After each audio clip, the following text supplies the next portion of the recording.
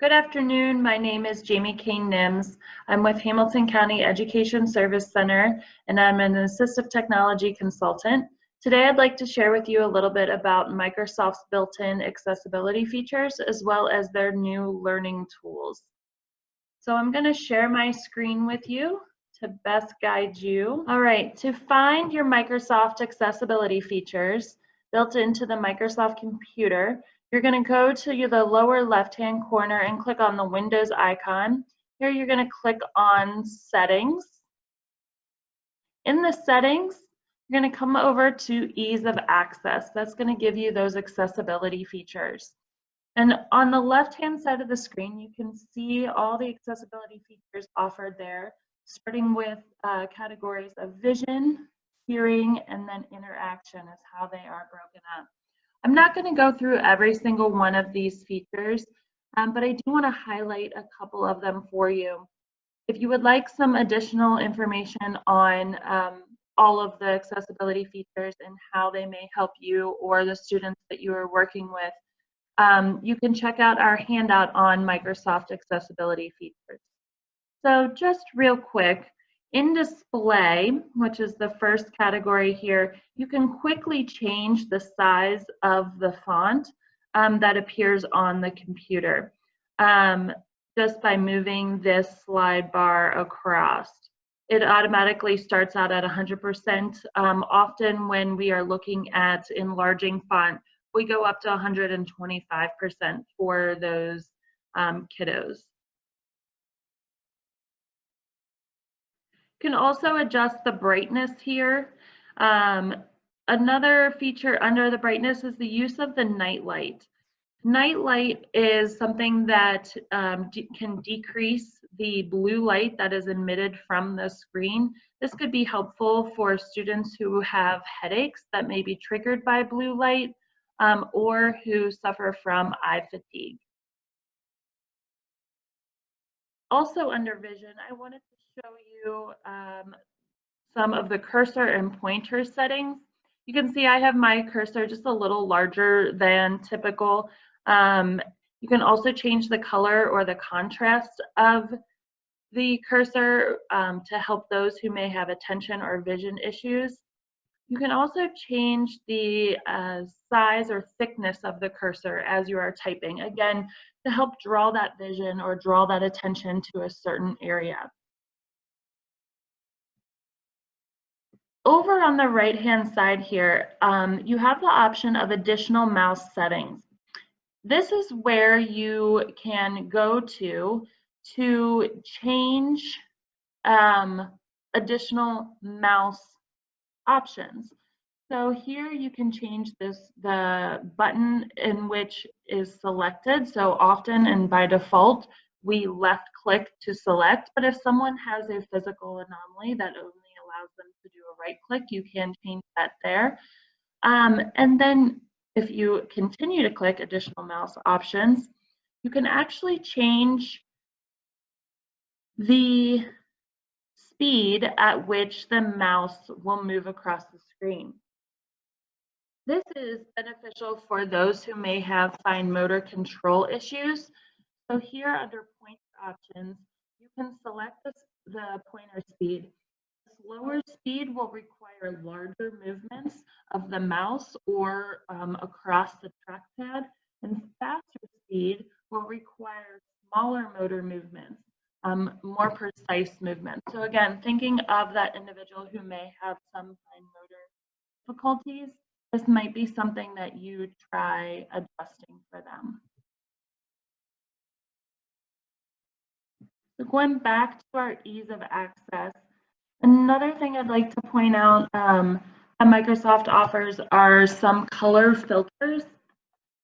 Color filters can alleviate visual stress and improve symptoms that are commonly related to reading issues such as dyslexia. So you could turn on colored filters and get various options here. You can also select high contrast, which can also help reduce visual stress, as well as help individuals with low vision issues. High contrast is different from your grayscale inversion that's offered as a colored overlay, as it does keep the original color of images, as well as offers 4 high contrast themes in order to customize it to the user and their specific needs. So you can see that there are my different themes there, and you can really specify what color goes along with the different types of text. So it's a nice option for our individuals who have some vision issues. All right, back to the left-hand side of the screen here to navigate through our accessibility features. I'm going to jump down to the interaction. Here, if I select speak, this is where you can use dictation to make text entry easier. I'm going to share a little bit more about this as we go over the learning tools a little later, but know that this is an accessibility feature that can be turned on in the settings of the computer. Let's jump down to keyboard. Here we have our on-screen keyboard. We can turn this on-screen keyboard on. You see the on-screen keyboard came up. I'm going to go to a blank Word document here and begin typing. As I begin typing, you can see that words are appearing at the top. This is called word prediction. This is predicting based on what I am typing. And once I see the word that I want up in the word prediction toolbar, I can click on that, and then it's going to predict the next word in my sentence.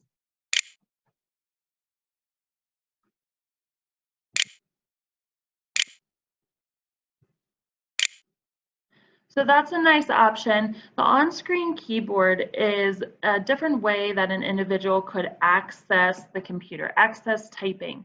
This could be for a user who is typing using a mouse or a head mouse or eye gaze.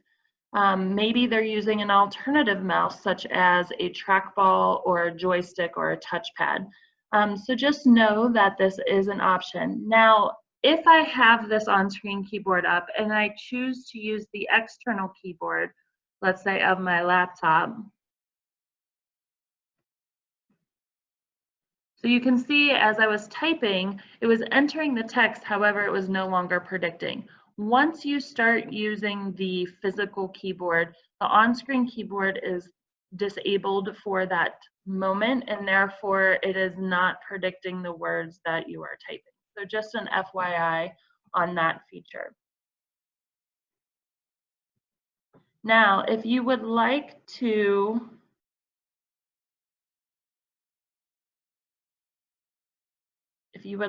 have word prediction,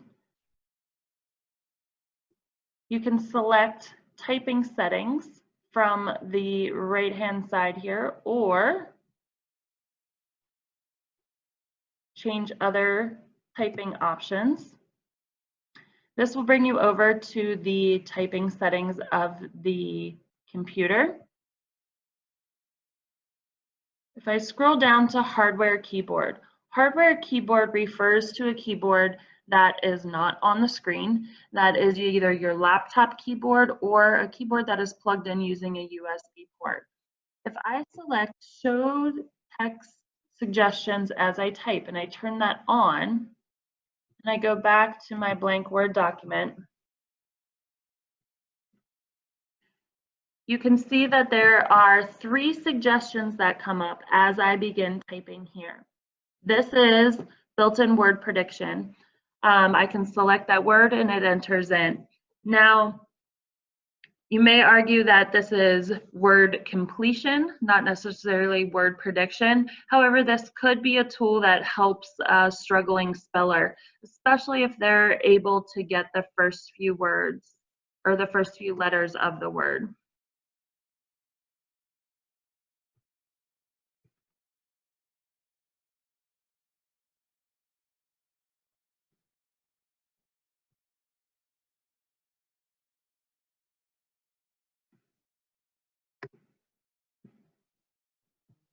All right, so you guys get the idea. Do you see how that works? I'm going to go back to settings and I'm going to turn that off.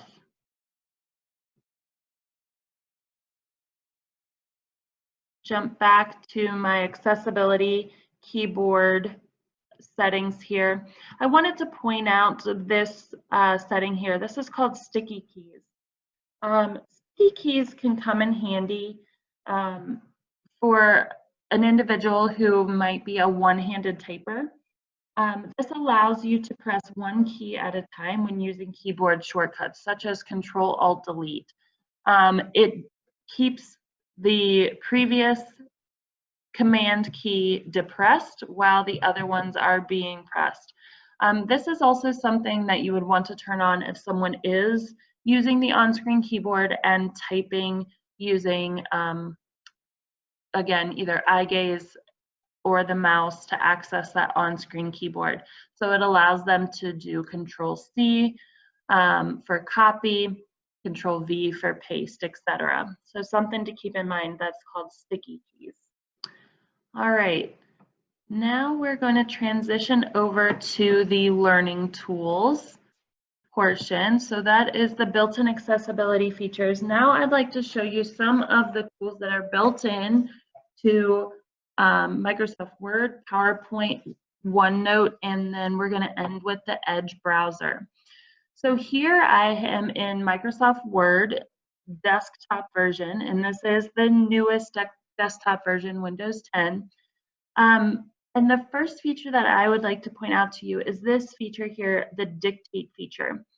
So I had mentioned that you could turn on the dictate feature in the settings. However, I like using the dictate feature within Microsoft Word better because it is meant for dictating text, not necessarily controlling the entire computer. So I find that the dictation or the speech recognition is a little bit more accurate using this tool versus the speech recognition through the settings of the computer. That being said, let's go ahead and demonstrate how this works. So by clicking on this icon, it is now recording what I am speaking. And it is then going to type it where my cursor is placed on the page, period. Now you notice that I did dictate the punctuation. It's important that the user understands sentence structure, punctuation, and also has the ability to go back and edit. Oftentimes we recommend that when using speech recognition, the user has a reading level of approximately a 3rd grade reading level in order to go back and edit that.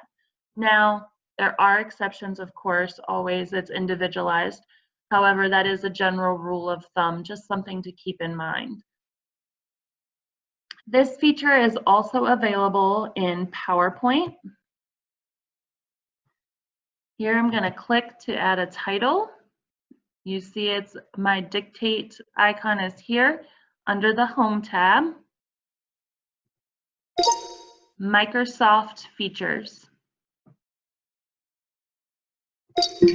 Click it again to pause the recording. It can also be used down here in your notes of PowerPoint.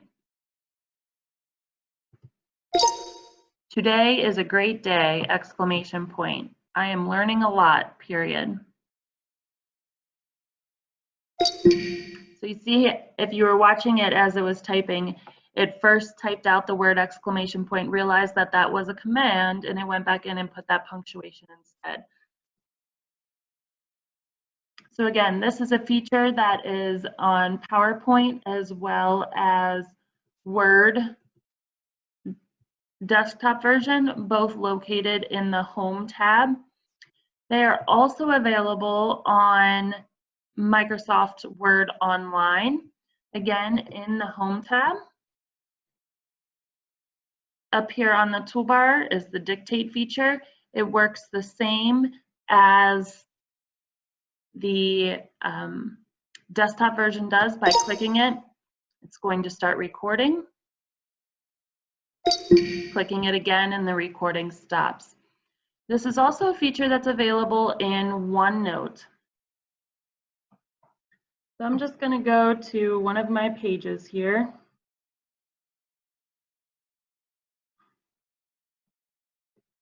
Clicking to add a text box. My dictate feature is up here. It is now listening and it will type what I am saying. Click to turn it off.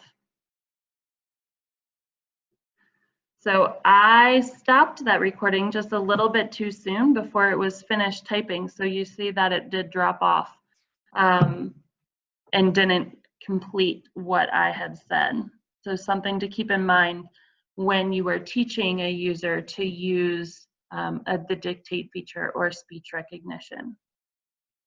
All right, now I'd like to direct our attention to reading. So this is speech recognition, which can help for writing. Now let's look at a tool that can help us read. This could be used for a struggling reader, or it could be used for someone who benefits from that auditory feedback when editing. This tool is called Immersive Reader.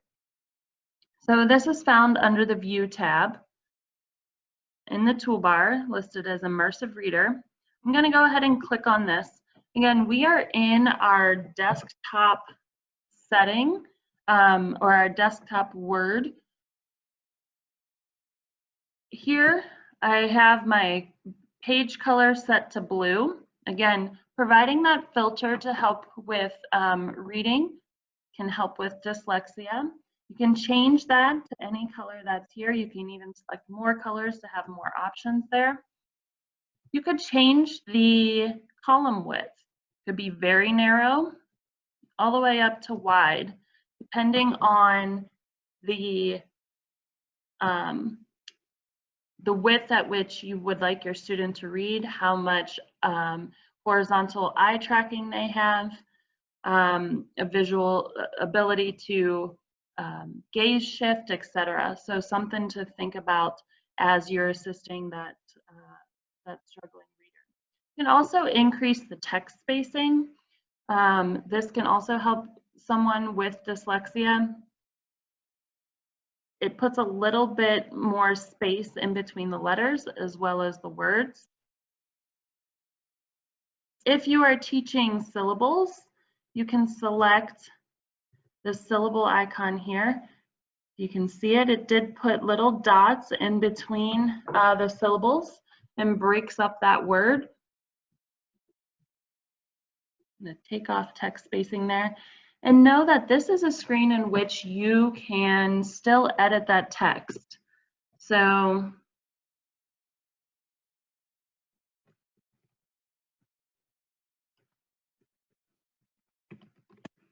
I'm adding text, I'm deleting text, and I can still edit my text in this window.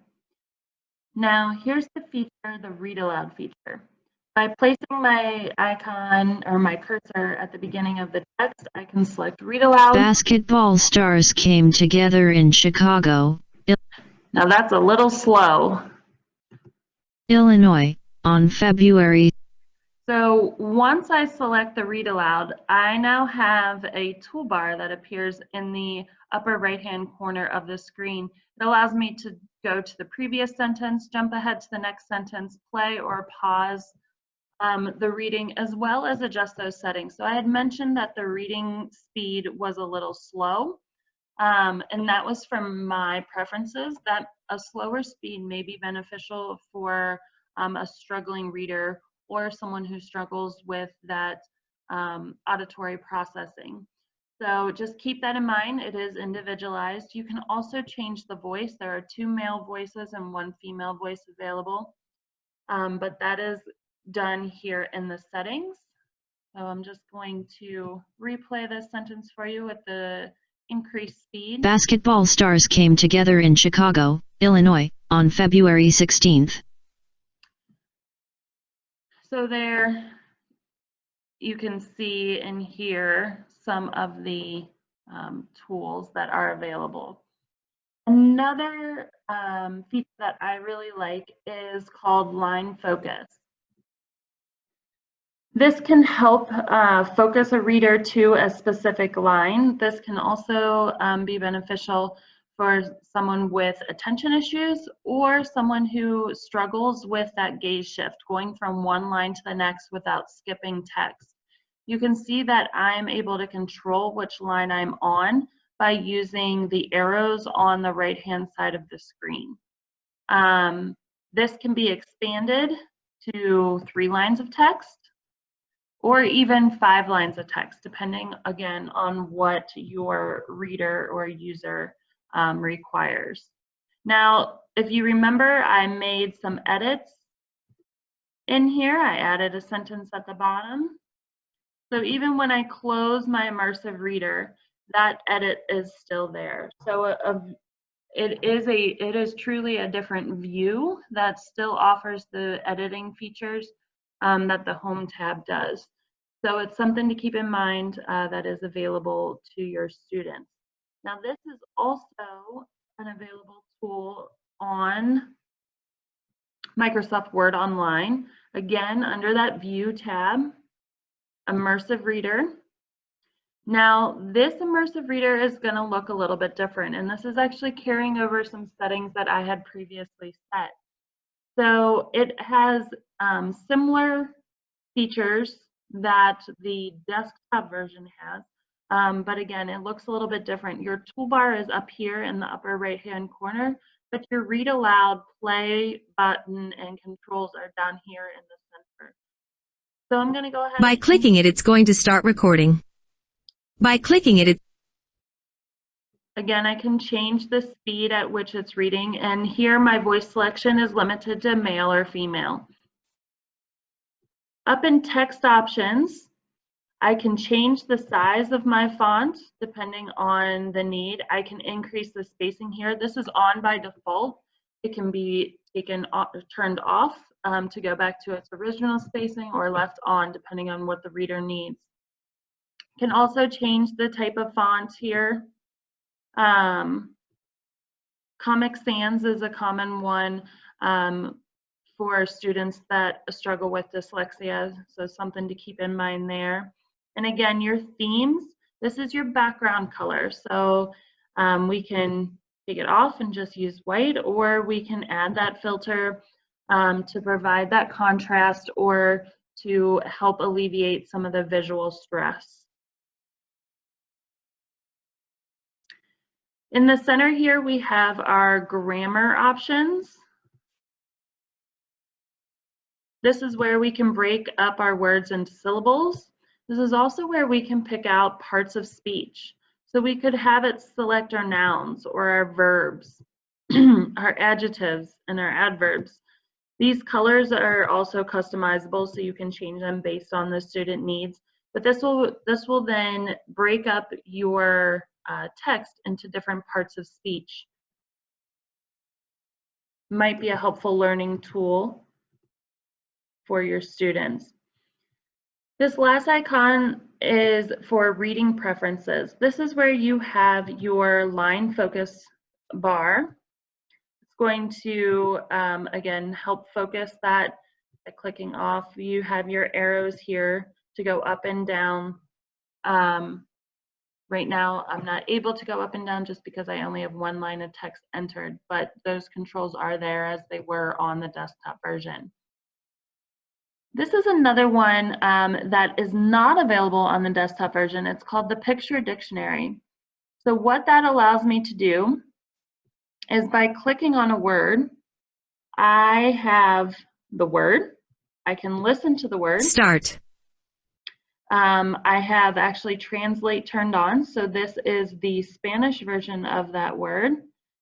And I have a picture to go along with it to help increase my understanding of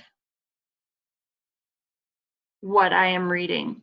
This is great for your struggling readers who are maybe reading text slightly above their reading level. It's also great for your English as a second language, your English language learners. especially if they can see the translation into their first language, just to, again, increase that understanding. And here's where you can select the translate, and you can see the long list of various languages that are available. You can translate by word or by the entire document. This picture dictionary can be turned off, or it can be left on. On is by default. So once you are finished in Immersive Reader, you can exit out of it, and you're going to be taken back to your original document. Now, Immersive Reader is also available in OneNote Online, again under the View tab, Immersive Reader. Now you'll notice that it kept my settings that I had set in Microsoft Word Online for Immersive Reader. It kept that for OneNote Online. So once your student logs into their Office 365 account and is using their Immersive Reader and has those reading preferences settings, those are going to follow them across the applications. All right, now I'd like to transition to showing you some features that are built into the Edge browser. So the Edge browser here is a blue E icon. Looks similar to Internet Explorer, but Edge is the new Microsoft web browser. Within the Edge browser, there are built-in accessibility features that can help readers and writers that are very similar to some of the Immersive Reader tools that we just went over.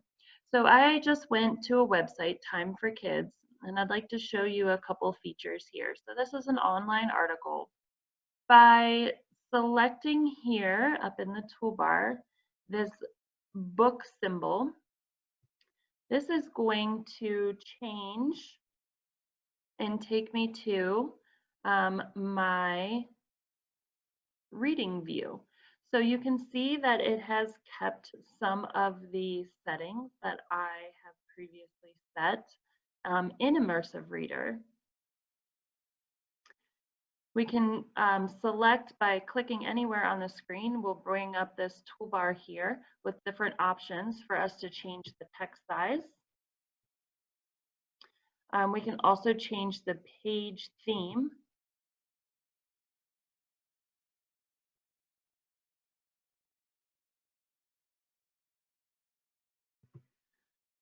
We could select Read Aloud. From left, Hayden R. Celestin, Stephen Blue for Time for Kids. Throughout United States history. When we select that Read Aloud, it does add this toolbar up here. It does give us the controls similar to what we've previously seen, where we can skip back a sentence, skip forward a sentence to play and pause, as well as change the speed or rate at which it's read and the voice that it is read in. I can exit out of this. We also have a Learning Tools icon here. If we go to text options, this is where we can select page themes for those filters for the background. We can also change that wider spacing. I had it on previously, so you can turn it off. Grammar Tools is something that is available but needs to be added through the Microsoft Store. And then we do have our reading preferences here.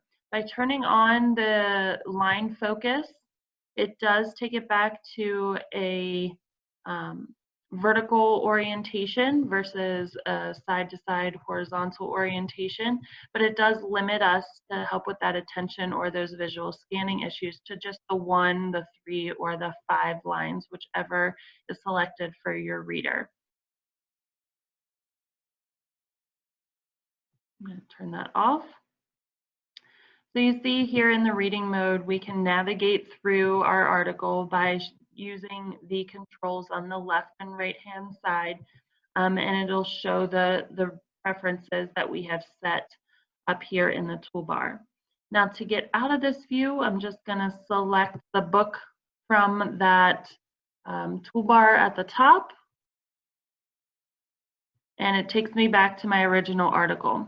Now, if your student or you or your student do not need all the tools that the Reading View has to offer, but you would benefit, let's say, from larger text or a zoom, you can select the 3 dots in the upper right-hand corner here, and you can adjust the size of the zoom.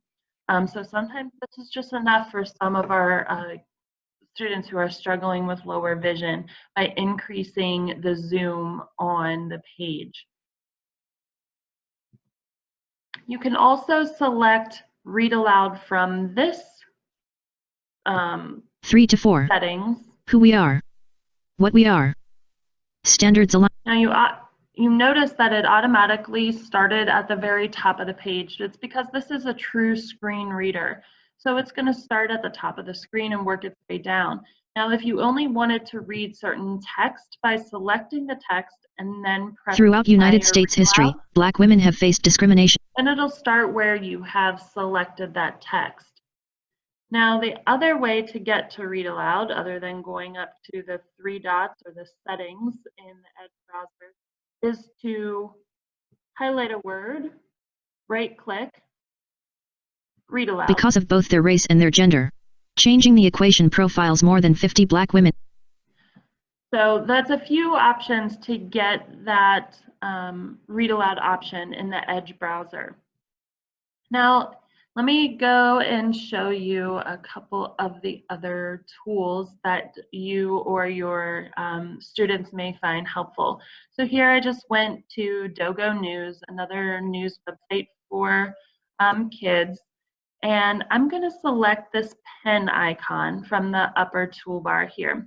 This is your adding notes, your ability to add notes or annotate on a web browser or a web page. So this may be helpful if a student is doing research where they need to mark that maybe this is important, or let's go and highlight that this is the breed of the dog and this is where he was trained, and maybe a few details. Maybe I want to leave myself a note here. This is your notes icon.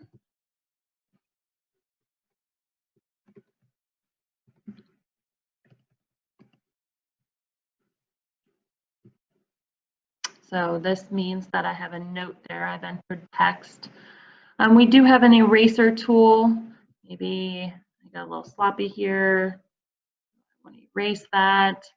And this is your clipping tool. This allows you to clip a portion of the screen and literally copy it or extract it out as a JPEG image.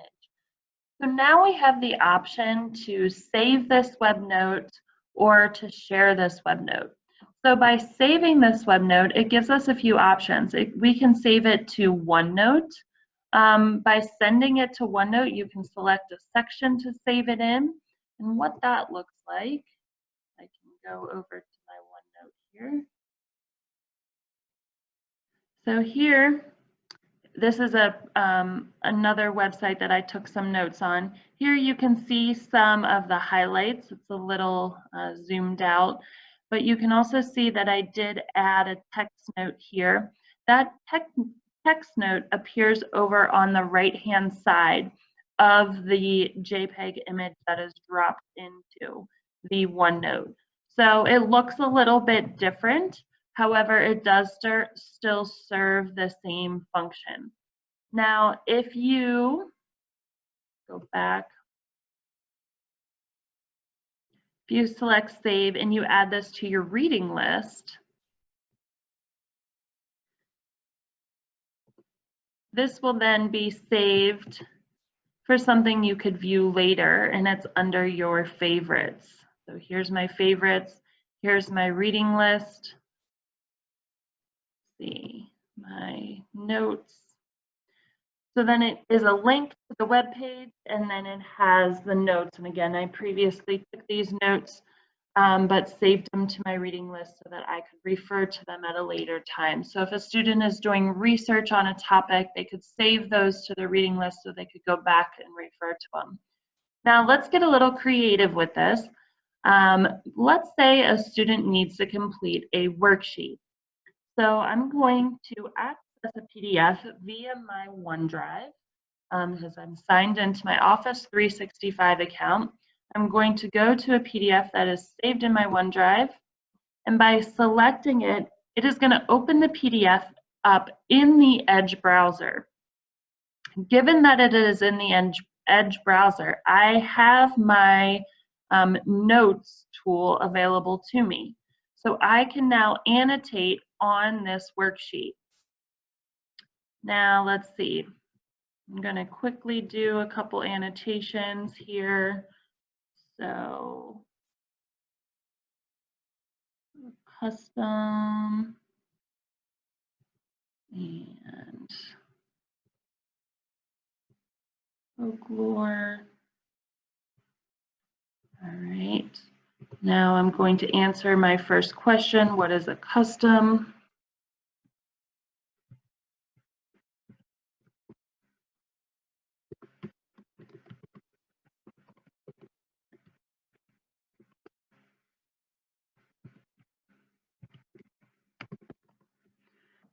All right, and then I'm going to answer folklore with my pen, or number 2, folklore with a pen.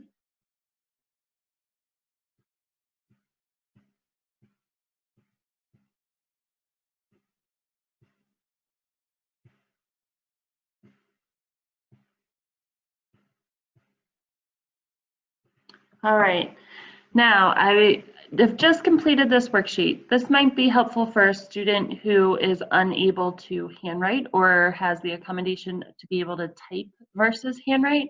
So I've just completed this worksheet.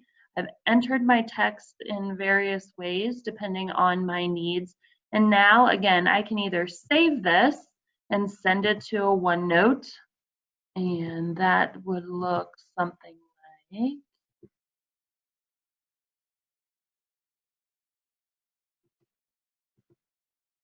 this. All right, so again, it doesn't look like a traditional worksheet, and it is in the form of a JPEG. However, I have all of the necessary components. I have my highlighting if that was required. And then I have an indication that I have a text note here. And that text note is off to the right-hand side, similar to what it looked like for that web page. So that indicates that I have a note. I can go over here and see my answer. And here I have written on it using the ballpoint pen option, and it appears there. Again, this is saved in the OneNote as a JPEG. Now, let's go back to our sample worksheet. Maybe we want to share this. So we have the option to share this document via mail. This could be mailed to the teacher, and when it is emailed to the teacher, it comes through as an attachment, as a JPEG, and would appear something like this. So again, has an indication that there's a text box entered there. It has your note over here on the right-hand side. If you were to add more than one note, it would correspond with a number 2 and number 2 over on the right-hand side. So once again, it doesn't necessarily look like your traditional worksheet. However, it has all of the necessary components, and it is another option for a student to complete that worksheet. And that is, again, all done through the Edge browser. I can exit out of this. It does prompt me to save. Since I have this saved a couple times, I'm going to select no. Once I'm back out, it does then take me back to that original web page where I had entered in that PDF. So I hope you found this helpful. these are just some of the tools that are available through Microsoft to make your life and hopefully your students' lives a little bit more easier and more accessible. So thank you so much.